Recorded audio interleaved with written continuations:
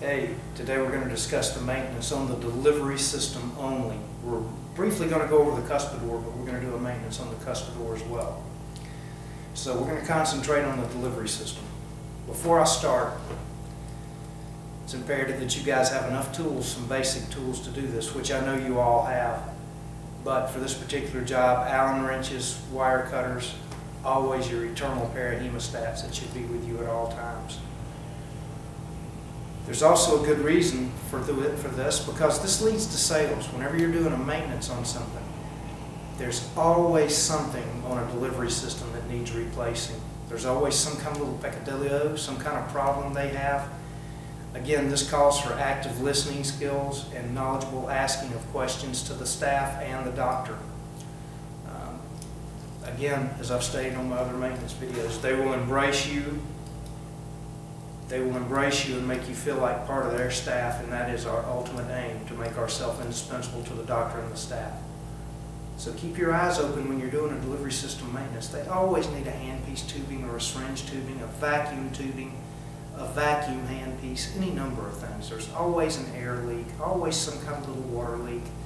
Cuspidor running slow, so let's really carpe diem with this and seize the day on this one, guys, okay? This is a very easy one to write off some repetitive maintenance on. The first thing we want to check is the stability and the levelness of the unit arm. Let's briefly go over the names here. Flex arm, articulating arm, flex arm, rigid arm, unit head or delivery system head. It's commonly called a unit. Okay? So what we're going to do first is just give a little wiggle. Make sure we're stable, and we're stable. We don't have any movement in the socket. This is natural flex right here. We also want to check the level with our level of the unit head or the tray for level. It's very important. The doctor looks at this. It's an aesthetic concern. We've all been into operatories that have seen them sitting cockeyed, cattywampus, the whole 9 yards. I'll move it that way so we can get a front view of it, guys. But you want it to be reasonably level, left to right, 9 o'clock to 3 o'clock, 12 o'clock to 6 o'clock, and diagonal. Okay? So we've determined that. We're good and level there. We're going to take a level on our light pole, a 360 level. We're going to do it 12, 6, 9, and 3. And we have a good level. Ladies and gentlemen, if this isn't level, none of this is going to be level, and you're always going to have a drift. Okay? By drift, we mean movement. We've already covered that. We'll cover it again. Now, what we're going to do is fold the unit to operative height, which is usually where the doctor sets in the stool. We're going to make sure we're stable there. Okay? We're going to make sure we're good and stable. Actually simulate a patient in the chair. Wiggle the chair.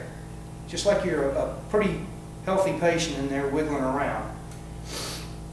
If we don't drift while that happens, we're not going to drift in an operative position, which is good. Now we're going to concern ourselves with the assistance instrumentation.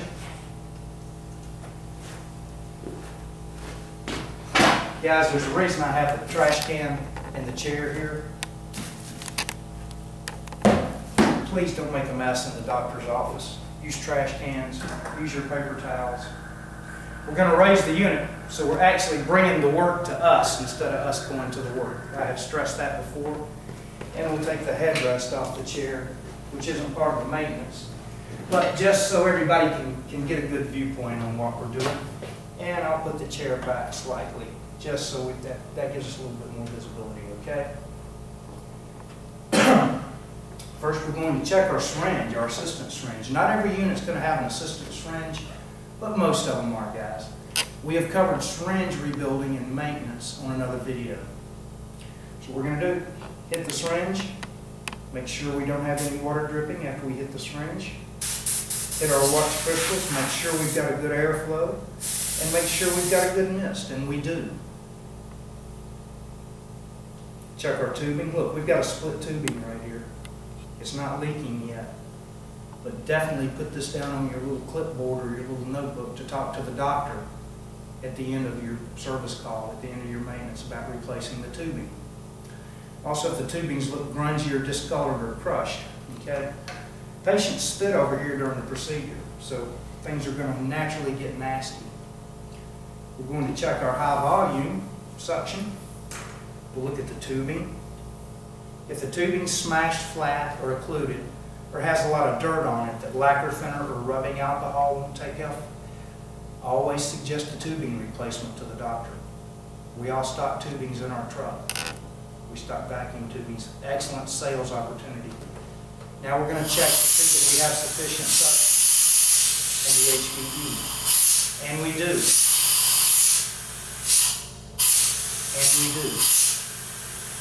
Now we're going to service the HVE handle, but first we're going to kick the vacuum pump off so we don't have any pressure on it while we're doing it. And so you can hear me, we just went to the remote panel and cut off the vacuum pump. Now we're going to take our lever off, which is a very easy job. You just pry it off very gently. Guys, you should stock these levers and a couple of these valves in your stock, okay? Especially the levers for the saliva ejector, for the small suction and the big suction. Now we're going to pop our spool out. No problem whatsoever. We're going to take a bottle brush that comes with every new valve and that you should have in your stock as well. And we're going to clean like so. And we're going to demonstrate this to the girls, to the staff, okay? We're going to clean this out. And we're also going to clean the spool very gently over the trash can, okay? Now, with a little bit of our O-ring lube, which everyone should have, we're actually going to lubricate the spool very lightly, paying special attention to the O-rings. Nice little coat of lube, light coat of lube. And we will push the spool back through the valve. Okay. Now with our bottle brush, we are also going to clean the inside of the valve.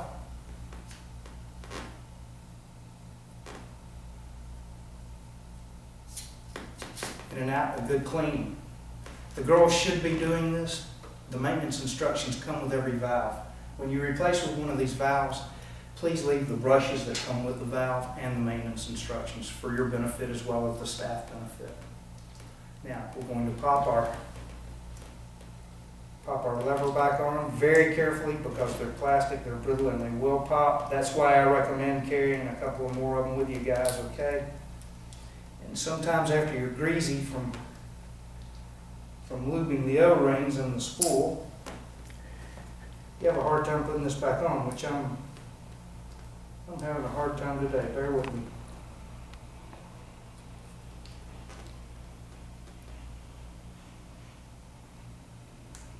And finally, there we go. Also, check your hanger stability, guys. Check the stability of your hangers. Make sure they're good and tight. Now let's move on to the saliva ejector. We're going to inspect the saliva ejector tubing for discoloration, bends, kinks, just general gradiness. 9 times out of 10, they're going to need to be replaced, okay? And we're also going to check our saliva ejector tip to make sure that it retains well, that it's not all dog-eared, and that the saliva ejector actually fits in it and retains, and it does. You should stock some of these tips, guys. Easy sell, easy sell, easy sell. Sometimes they get thrown away when they're cleaning the rooms. Here's one that I dropped on the floor, a brand new one from DCI. Easy to replace, they just snap on, okay? Now, we're going to service the saliva ejector the same way that we did the high volume, by gently prying the lever off, setting it aside, and pushing the spool out. Sometimes to push the spool out, you need a little help. You can use a screwdriver very gently. Push and extract. We're going to service this one the same way that we did the HVE, only we use a smaller bottle brush. It comes with every new valve, okay? In and out. Now we're going to lightly lubricate our spool as we did with the HVE. When these are kept lubricated, they allow freedom of movement, and it allows saliva, cement, various dental materials to pass over this without sticking to it, because the surface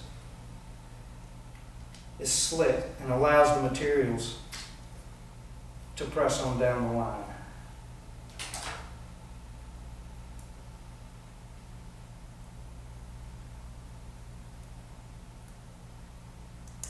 And we're in. Move up and down freely, and replace your saliva ejector tip for the lady if she left one out for you, as well as an HVE tip if she left one out for you, and I do not see it anywhere. Now, we're going to move on to the solids collector while the vacuum's off. Now, sometimes we're going to let you cut the vacuum off just for a few minutes, so you need to be really quick about this, boys, okay? We're going to take our lid off, so our lid over to the side. We'll take some means of reaching down in there, our hemostats, again, that everybody should have. For hygienic reasons, we'll reach down with our hemostats and we will inspect the trap. And the trap's just got a few little things in it. Now, most offices stock these traps. They're known as Pinnacle Disposal Screens, chair-side screens that go in the HVE container. Most of them stock them, so ask for a new screen. Say, ma'am, do you want me to clean this one out or do you want to replace it? And they'll say, oh, we've got brand new ones. They'll give you a new one, dispose of it in the biohazard bag. If not, scrub it thoroughly with gloves on, okay? While you're in, we'll inspect the interior of the vacuum canister, the solids collector, to make sure that it's okay. And it looks wonderful. Put our trap back in, restore our tip, restore our top. Inspect the O-ring, the periphery of the O-ring. You can also put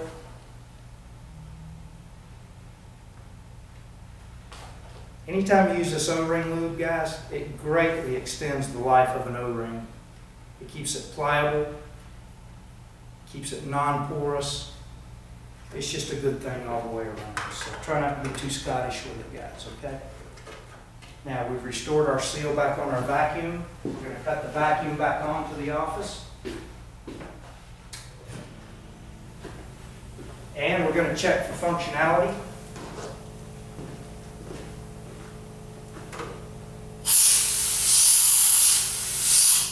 Very good. Very good. We're actually going to listen for leaks. Let's listen very carefully. Everything sounds good. Now we're going to cover cuspidor and cup fill on a separate maintenance video, guys. That's not included in the delivery system. Probably be about a 25 to 30 minute video, okay? Now, we've covered assistance instrumentation in review. We've covered level of the system.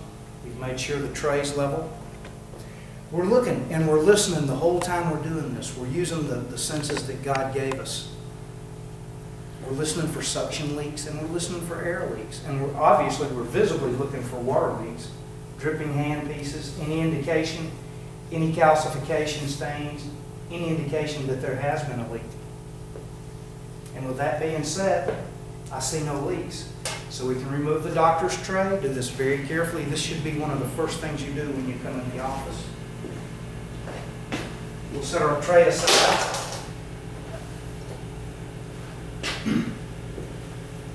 Now, before we open the tray top, we're going to inspect our syringe. See why we keep a trash can now? Much better than squirting it on the floor. Much better than squirting at the cuspidor. And we have good syringe function. If you need any additional information on the syringe, please refer to the syringe maintenance and repair video on the FTP website. We'll inspect our tubing. The tubing looks great. The tubing on this unit has just been replaced, guys. Okay? Now, we're going to visibly inspect our handpiece tubings before we even fire the unit up.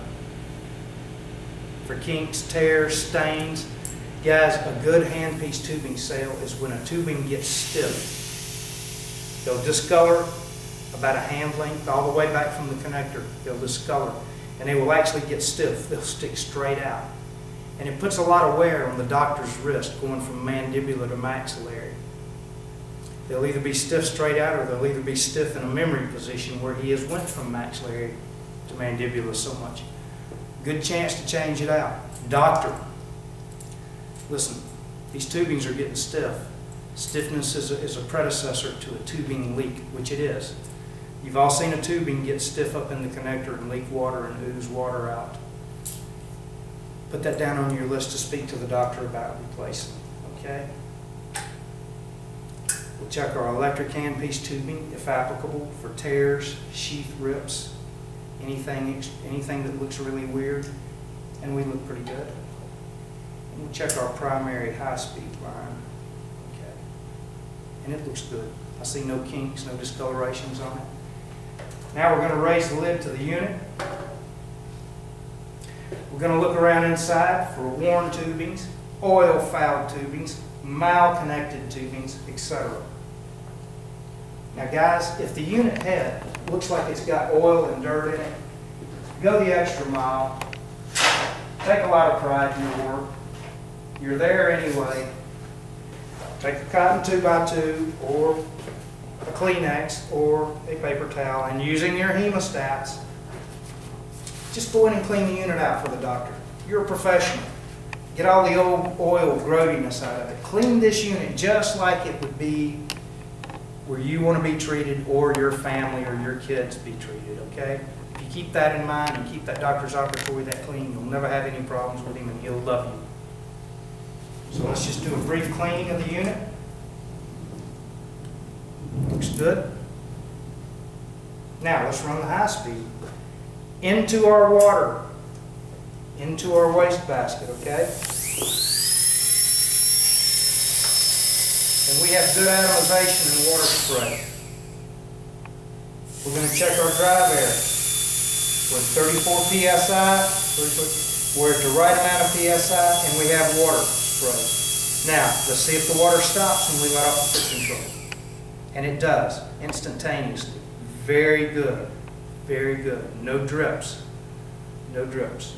Now let's kick the foot control water spray off and make sure that we quit spraying water, which we have. And we confirm drive air. And we're holding up to our cheeks, and we're listening. We're using the soft parts of our body to check for small, minute air leaks. And we have none. Also, with the water kicked on, you want to check your exhaust tubings coming off the unit for excess oil or water spewing out the exhaust. If you see oil coming out this exhaust, it's a good indication that the doctor is over-lubing his handpieces, or not purging his handpieces out during the sterile procedure and purging them out in the unit. Excellent chance. Before you even clean that unit out where the oil's built up in it, take the doctor back there or the head assistant. Show them this is what's happening to your unit. This is a dirty condition. This is a sale for a handpiece purge unit in the sterile area. Also a sale for you to pull an air line to that. This all leads into sales opportunities. Opportunities for you to make money, make it legitimately and make it honestly, and fulfill a need for the doctor. And to make his practice work better, and he will take care of you. Next, we're going to check our electric function. We still have the water off. We'll check for fiber optic brilliance and for the motor turning. And it is. We'll also check the primary line going in for air leaks. And it's fine. This is as good as it gets, guys. Now, let's kick the water. Make sure we got water spray coming out of it.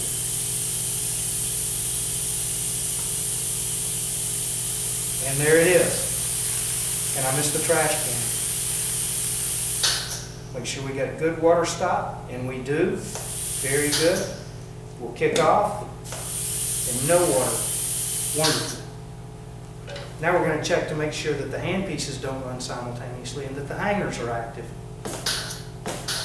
you see no water squirt, feel no air spray, or no function of the handpiece tubing whatsoever, the handpiece tubing is in the correct hanger and the hanger is working, guys. Okay? By the way, if you see a hanger that's letting the handpiece fall through, that's not activating correctly, or just looks funky or discolored, suggest changing it to the doctor. That's why we're there. Opportunity knocks again. All you got to do is answer the door. We're checking for drive air without the handpiece, and we're checking for water without the handpiece, and it's very satisfactory. We have a lot of water pressure and it stops and we don't bubble or drip. Very good. We can move on.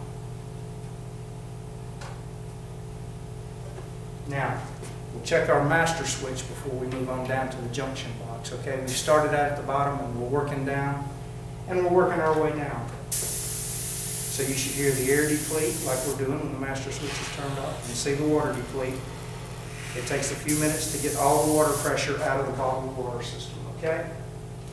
Now, we're going to listen to the bottled water system. The best maintenance on the bottled water system, the bottled water system's on the other side of the chair, is keep bottles with you, because the bottles always split at the seams. Instant sale, necessary sale. Also, use your senses again and listen for air leaks. There's a bottle washer that most people are not aware of that go up in the receptacles for the bottled water. It's a flat, gum-colored washer. You will lose so much air pressure through that that you will not be able to turn the handpieces properly. So stock bottles and bottle washers, okay? Pressure head washer or bottle washer. They're not that expensive, guys, okay? And you need to keep them with you, all right? Now let's move to the J-box. Before you move to the J-box, get your paper towels, get a few basic tools, your Allen wrenches, and here we go. It's easy to swivel the chair, and you see you got to be extremely conscious of your surroundings. You can swivel the chair to where you can get a better viewpoint, a better vantage point at the junction box.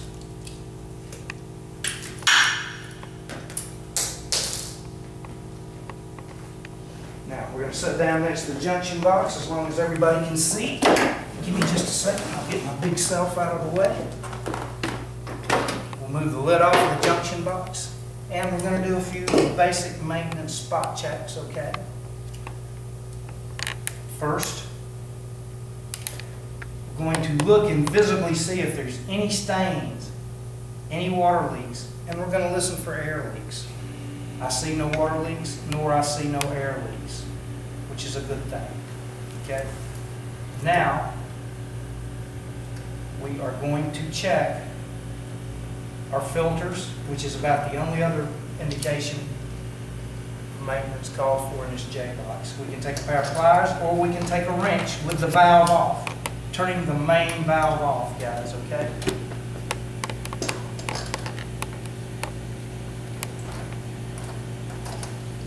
We're actually going to swivel our filter domes up where they're visible and we can see them. They're swiveled down for tolerances in the J-box, okay? This is a compression nut, guys. Be careful in here when you're doing this and do not break the main valve off. And make sure that the main valve is secure and that it's turned off before you do this. Get you some paper towels ready. You'll have a square nut on top of the filter dome, or the more stronger among us can actually reach down and undo it with their hands, but I'm not as young as I used to be. So we'll take our filter dome off. We have a little bit of water dripping. Guys, it's very important. If you drip water while you're doing this, clean the water up. Because after you leave, the doctor will think you caused a water leak if they see water seeping out from under the J-box. Even though it's not leaking, if you leave a puddle of water, I guarantee you, you will get a recall to go back immediately because, oh, he just worked on it and it's leaking. So we're going to inspect our filter. Our filter looks good.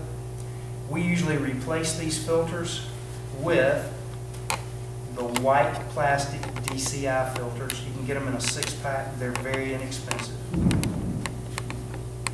This will make a big difference in the performance of the unit, air and water side, guys, okay? So we're replacing the filter, cleaning up our water a little bit, guys. We're leaving it neater than we found it.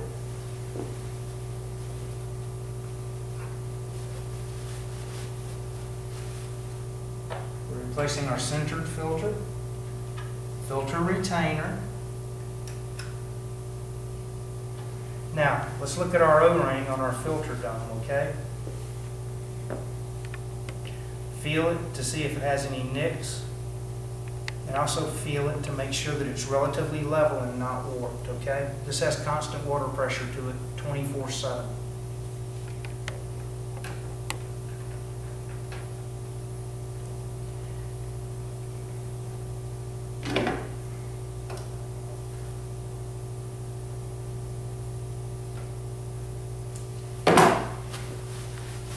Very slowly, turn your water back on, inspect for leaks. The same process for the air valve, guys. Very same process on the air. While you're in here, look for dead roach bugs, old slung out parts, anything in the J-box that could make it look crappy. Look at that. Give it a nice wipe down. Again, leave it cleaner than you found it, and the doctor will be yours. Look especially around your big connections, your vacuum connections and your cuspidor drain connections. Use your fingers, use your tactility. Moisture, see if you feel any moisture. See if you see any staining, guys. Make sure all your electrical connections are good. Make sure the J-box is stable. Also, make sure the lid fits back on it good. Guys, don't walk off. Just don't walk off and leave the J-box lid crunchy or crackled or anything. Like I said, take pride in your work. Let's see if this helps. And it does. That's the way the J-box should set. We're going to clean it up, leave it cleaner than we found it. We're going to look on the floor to see if we've left any tubing crunchies or any water that anybody could slip in. Might as well look at the foot control tubing while we're down here. This has been recently replaced, and we've went over the foot control and the foot control technical and maintenance video, guys. This concludes the over the patient basic maintenance. Again, let me say, there's no reason why this can't lead into a few sales of at least a handpiece tubing or two for you. Opportunity knocks, okay? This should be a sale, whether it be a syringe kit, be leveling the unit, being writing up labor for another day to come back, the washer for the water bottle itself. Opportunity knocks again. As usual, if you guys have any questions or problems or comments, please contact Paul or I at dentalfix.com, or you have our phone number. Thank you for your attendance and have a good day.